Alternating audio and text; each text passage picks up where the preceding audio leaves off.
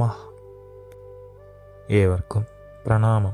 നമുക്ക് ശ്രീ വാൽമീകി രാമായണം കഴിഞ്ഞ ഭാഗത്തിൻ്റെ ബാക്കിയിലേക്ക് തന്നെ മടങ്ങാം. ലങ്കേശ്വര, ദേവന്മാരും അസുരന്മാരും നിന്നോട് തോൽക്കുമായിരിക്കും. അവരിൽ ഒരാൾക്കും നിന്നെ വധിക്കുവാൻ സാധിക്കില്ലായിരിക്കും. എന്നാൽ രാവണ, ശ്രീരാമൻ ദേവനോ അസുരനോ അല്ല. അവിടുന്ന് ശത്രുവായാൽ നിന്റെ ജീവിതം അവസാനിച്ചു.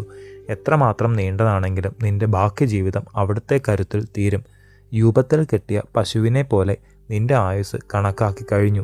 ഹേ ദശാനന, കൈലാസവാസി ഭഗവാൻ പരമേശ്വരൻ മൂന്നാം തൃക്കണ്ണുകൊണ്ട് കാമദേവനെ നോക്കിയ അനുഭവം കോപാകുലനായ ശ്രീരാമചന്ദ്രൻ്റെ ചെന്തി പാറുന്ന കണ്ണുകൊണ്ട് നോക്കിയാൽ നിനക്കും ഉണ്ടാകും. നീ വെറും ചാമ്പലായി മാറും. ശ്രീരാമബാണം, അതിൻ്റെ ശക്തി അമോഘമാണ്.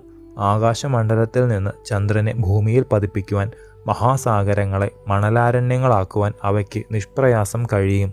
എന്നിട്ടാണോ സീതയെ കട്ടുകൊണ്ടുപോയ ഭീരുവിനെ? അസുരേന്ദ്ര, നിന്റെ ആയുസ് അറ്റു. ശ്രീ പോയി, ബലം നശിച്ചു, ഇന്ദ്രിയ ബലം അവസാനിച്ചു. നിന്റെ ദുഷ്കർമ്മത്താൽ ലങ്കയിത വിധവയായി തീരുകയായി. നീ ഇപ്പോൾ ചെയ്ത കാര്യം ഒരിക്കലും സുഖഫലം ഉണ്ടാക്കുകയില്ല. ഭർത്തൃരക്ഷാതണലിൽ നിന്ന് എന്നെ വേർപ്പെടുത്തിയില്ലല്ലോ. രാക്ഷസ ചക്രവർത്തിയായ രാവണ, അതിതേജസ്വിയായ ദാശരഥി അനുജനുമൊത്ത് ജനസ്ഥാനത്തിൽ നിർഭയമായി വസിക്കുന്നുണ്ട്.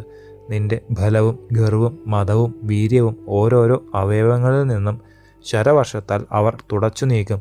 കാലമാണ് എല്ലാറ്റിനും ആധാരം. ദുഷ്കാലമെത്തിയ ജീവികൾ ക്രമത്തിൽ നാശഗർത്തത്തിലേക്ക് ആഴുന്നതായി കാണാം. കാലത്തിൻ്റെ കളിപ്പാട്ടമായ ജീവൻ അപ്പോൾ എല്ലാ ധർമ്മവും തെറ്റി നടക്കുകയും പതിവാണ്. ഹേ രാക്ഷസാധമ, എന്നെ തീണ്ടിയതിനാൽ നിനക്കും രാക്ഷസ വംശത്തിനും അന്തപുരത്തിനും ക്ഷയം സംഭവിച്ചു കഴിഞ്ഞു. ബ്രാഹ്മണ ശ്രേഷ്ഠന്മാരുടെ മന്ത്രോച്ചാരണത്താൽ പരിഭാവനവും ഹോമാദികളാൽ ദിവ്യവും ശ്രുവാദികളാൽ അലങ്കൃതവുമായ യജ്ഞമധ്യവേദിയിൽ ഒരു ചണ്ഡാലന് ചവിട്ടാമോ? അതുപോലെ ധർമ്മസ്വരൂപി തന്നെയായ രഘുനായകൻ്റെ ധർമ്മപത്നിയെ, സാധ്വിയായ ഈ സീതയെ അരക്കന്മാരിൽ അധമനായ നിനക്ക് തൊടാമോ? രാജഹംസത്തോടൊപ്പം നിർമ്മല സരസിലെ തണ്ടാരിൽ വിഹരിക്കുന്ന അരയന്നപ്പട പുൽക്കാട്ടിൽ വാഴുന്ന ഒരു കാക്കയെ നോക്കാമോ? ഹേ രാക്ഷസ, എൻ്റെ ശരീരം ജഡമാണിപ്പോൾ. ഇതിനെ ബന്ധിക്കുകയോ ഭക്ഷിക്കുകയോ ഇഷ്ടം പോലെ ചെയ്തുകൊള്ളൂ. എൻ്റെ ആത്മാവിനും ദേഹത്തിനും ഇവിടെ തികച്ചും രക്ഷയില്ലെന്ന് എനിക്കറിയാം. എന്നാലും ഈ ലോകജീവിതത്തിൽ ദുർയശസ് ഒരിക്കലും എന്നിൽ നിന്ന് ഉണ്ടാവുകയില്ല. ജനക മഹാരാജ ഋഷിസുത നിർഭയം ഇത്തരത്തിൽ പരുഷവാക്കുകൾ പറഞ്ഞ് മറ്റൊന്നും തുടരാതെ നിശബ്ദയായി. ഏതൊരു ശത്രുവിനും കണ്ണീർ ഒഴുക്കുവാൻ കരുത്തുള്ള രാവണന് രോമാഞ്ചമുണ്ടായി. എന്നാൽ ഭയജനകമായ നിർദ്ദേശമാണ് ആ നാവിൽ നിന്ന് പുറപ്പെട്ടത്. ഹേ സീതേ, എൻ്റെ വാക്കുകൾ ശ്രദ്ധിച്ചോളൂ. നിനക്ക് ഇന്നു മുതൽ 12 മാസമാണ് അവധി ഞാൻ തരുന്നത്. അതിനിടയിൽ എൻ്റെ അഭീഷ്ടത്തിന് വഴങ്ങാതിരുന്നാൽ ഇതാ ഈ മൃദുല കോമള ശരീരത്തെ കഷ്ണം കഷ്ണമാക്കി എൻ്റെ പ്രാതലാക്കും, സംശയമില്ല. അതികോപത്തോടെ ഇത്രയും പറഞ്ഞ പെരുമാൾ ചുറ്റും ഭയപ്പെട്ടു നിൽക്കുന്ന രാക്ഷസിമാരോട്, ഹേ രാക്ഷസികളെ, ഇവളുടെ അഹമ്മതി കഴിയുന്ന വേഗത്തിൽ നശിപ്പിക്കണം. വികൃതികളും ഉഗ്രസ്വരൂപികളുമായ നിങ്ങൾ രക്തമാംസാദികളിൽ ഏറ്റവും തൽപരൽ ആണല്ലോ. നക്തഞ്ജരികൾ രാവണനെ താണു തൊഴുതു. വൈദേഹിയുടെ ചുറ്റും നിരന്നു കഴിഞ്ഞു. അതിഘോര സ്വരൂപം ഉയർന്ന രാവണനാകട്ടെ ഭൂമി പിളരത്തക്ക വിധം അങ്ങോട്ടും ഇങ്ങോട്ടും അല്പനേരം നടന്ന് അവരോട് വീണ്ടും തുടർന്നു. ഈ ജനകപുത്രിയെ അശോകവനിയിൽ കൊണ്ടുപോയി ആക്കുവിൻ. നിങ്ങൾ ചുറ്റും ഇരിക്കണം. അതിശ്രദ്ധയോടെ ഇവളെ കാത്തു സൂക്ഷിക്കുവിൻ. മാത്രമല്ല, ഇവളെ നല്ല വാക്കു പറഞ്ഞും വേണ്ടി വന്നാൽ ഭയപ്പെടുത്തുകയും കാട്ടിലെ പിടിയാനയെപ്പോലെ എങ്ങനെയെങ്കിലും പാട്ടിലാക്കുവിൻ. രാവണൻ്റെ അത്യുഗ്രമായ കൽപ്പന കേട്ട അസുര സ്ത്രീകൾ അടുത്ത ക്ഷണത്തിൽ തന്നെ സീതാദേവിയെ അശോകവനിയിലേക്ക് കൊണ്ടുപോയി.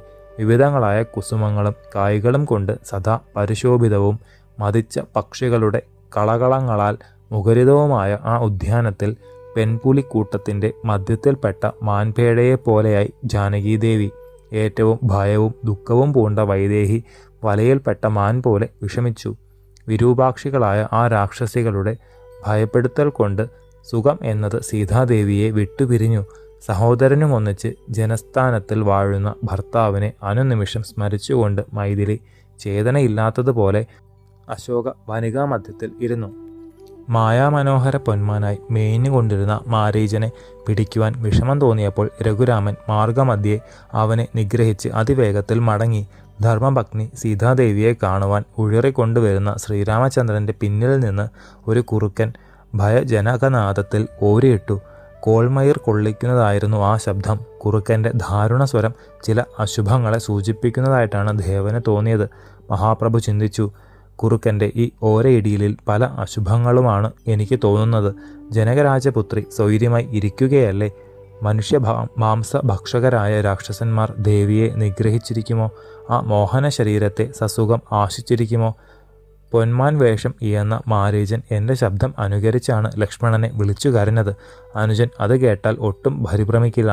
പക്ഷെ സീത അവനെ എന്നെ അന്വേഷിക്കാൻ പറഞ്ഞ് അയക്കാതെയും ഇരിക്കുകയില്ല. ശേഷം ചരിതം നമുക്ക് അടുത്ത ഭാഗത്തിലൂടെ കാണാം. ഗുരുപാദങ്ങളിൽ സാഷ്ടാംഗ പ്രണാമത്തോടെ നമസ്കാരം.